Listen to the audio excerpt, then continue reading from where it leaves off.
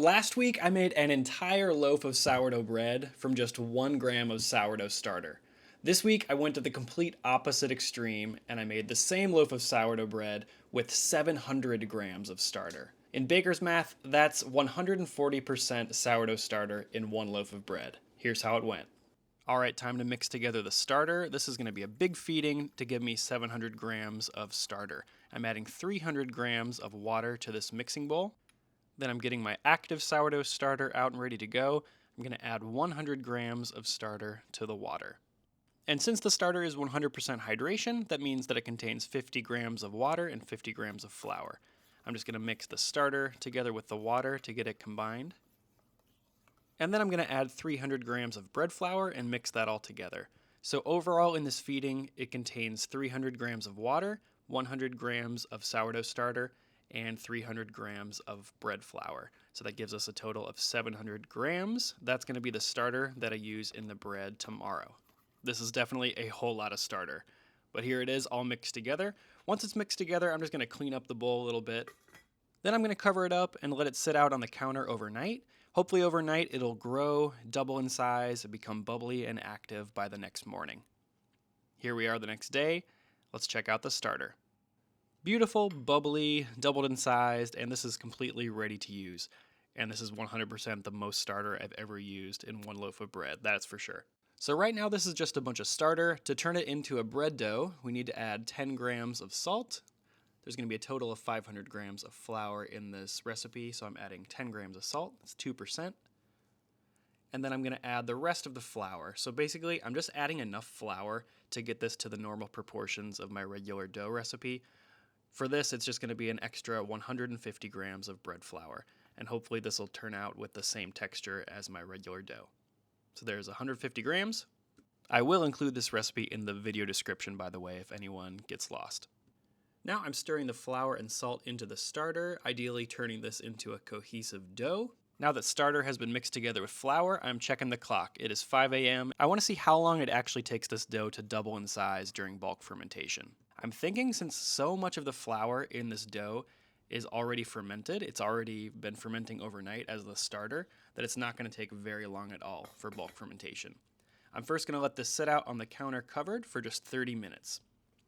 30 minutes later, I'm going to do one set of stretch and folds. You've probably seen stretch and folds before if you've watched this channel or other channels that show you how to make sourdough bread. I'm going to go around the bowl a couple of times, trying to build strength and structure into this dough. Just pulling up on one side of the dough and folding it over the middle of the dough, stretching and folding and stretching and folding. Once I've gone around the bowl a few times and the dough's holding together better, I'm just going to clean up the sides of the bowl, cover it up, and let it rest for another half hour. 30 minutes later, time for the second set of stretch and folds, and the dough is already feeling stronger and more stretchy and elastic. That's a good sign. Here I'm loosening the dough from the sides of the bowl and giving it another set of stretches and folds. The dough definitely holds together a lot better. It doesn't feel like it's going to rip at all. And I'm just going to go around the bowl a few times, maybe 1 or 2 times, before cleaning off the sides of the bowl again, covering it up, and letting it rest for another 30 minutes. After the rest period, it's time for the third and final set of stretches and folds. This time the dough is really holding together well, and it's not sticking as much to the sides of the bowl, kind of like when you're using a stand mixer like a KitchenAid and the dough stops sticking to the sides of the bowl. That's when you know the gluten is really well developed. So I'm not even going to do a window pane test on this bread. I know the gluten has been pretty well developed at this point. I am, however, going to move the dough into a glass container so that I can see how much it's growing while it's going through bulk fermentation. Adding a little bit of oil to the bowl just so the dough doesn't stick, then transferring the dough into the bowl carefully. Right now it's seam side up and smooth side down, so I'm just going to give it a few stretches and folds, and I'm going to flip it over so that the smooth side is now on top and the seam side is underneath. Lid on so that this is airtight, and move it to a warm spot in my kitchen. The warmest spot for me is my microwave. Careful not to turn it on, of course, when there's dough inside. And I'm going to see how long it takes for this dough to almost double in size. I'm not looking for it to completely double, but I want to see significant growth above this black mark. Right now it's 6:30 a.m., so the dough has only been mixed for an hour and a half at this point. Let's see how long it takes for the dough to almost double in size. And at 7:51, so just under 3 hours since mixing, this dough had almost completely doubled.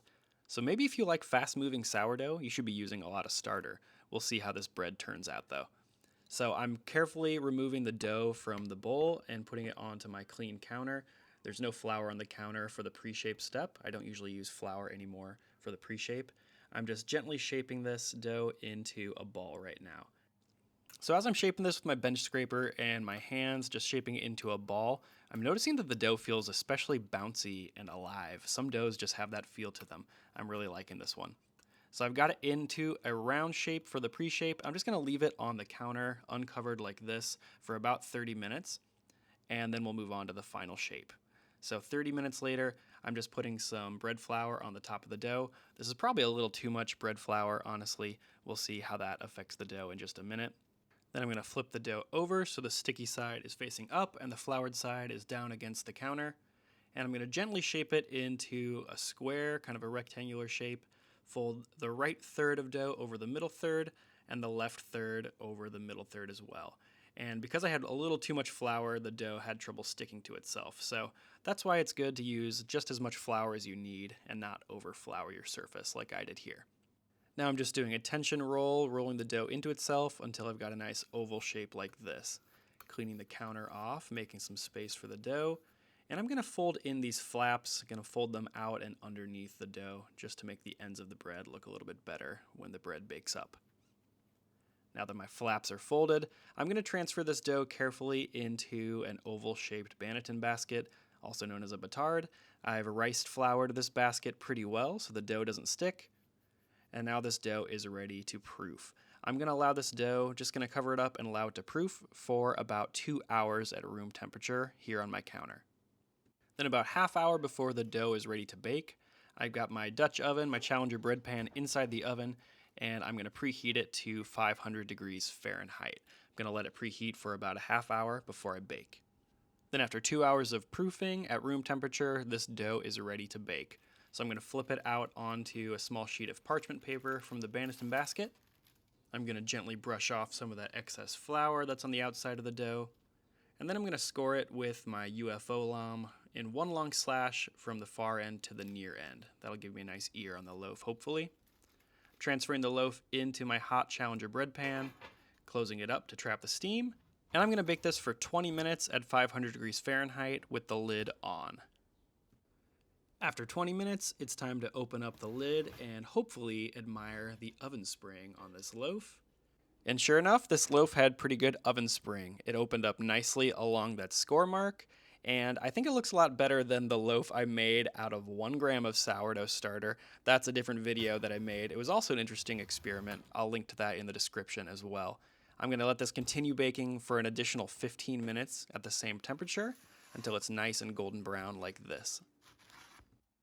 Even though this loaf rose a lot faster during bulk fermentation, the final loaf of bread is not looking very different than my regular sourdough bread recipe, so I'm interested to see what it looks like on the inside.